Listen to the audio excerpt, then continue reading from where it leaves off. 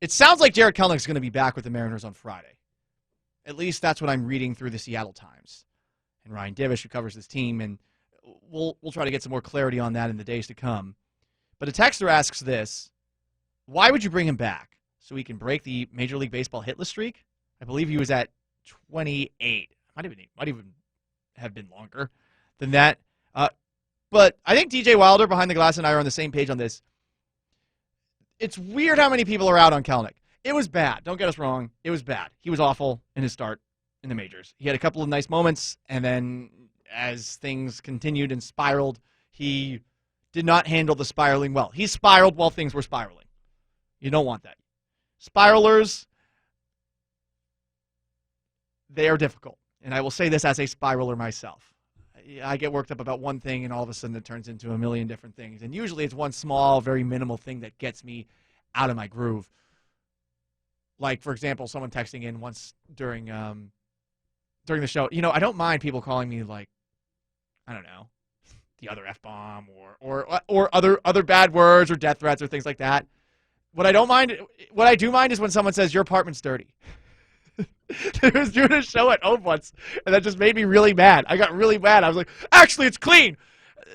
And then I started spiraling, and I got a little bit crazy. For Jarred Kelenic, Kelenic is one of those guys who really cares about every single at-bat. And I also think that he cares about what people think of him at this point. And look, a lot of athletes will tell you that they don't feel that, they don't have that sentiment in the back of their head. But, I mean, Ken Griffey Jr. did. Everybody does to an extent.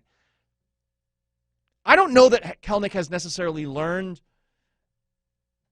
long enough the habits that he needed to reshape and reform over the course of the past month.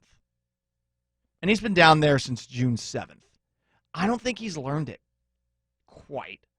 And I feel like you need a little bit more time. He is playing well right now, no doubt. But there's a part of me that feels like you kind of want to reinforce that he needs to stay true to the process a little bit longer. Because it's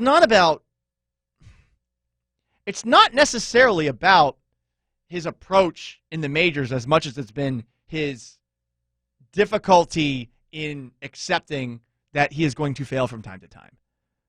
So maybe at the minor league level, he's feeling a little bit better about it. But this is the weird thing. If you're at the minor league level, you're going to build up your confidence a little bit more. You come back to the major league level, you struggle again. All right, well, what happens if it's the second time you come up and it's the second time where you're not doing so hot?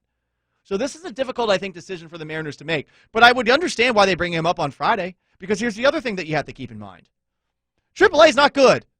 It's not. It's not a good challenge for future major league hitters, and he is not being challenged right now, much like he wasn't being challenged earlier this year, which is why I was okay with them bringing him up early. But, you know, in retrospect, probably was a little bit rushed, and they probably should have pulled the plug on him a little bit earlier, too, before it got to a borderline historic hitless streak.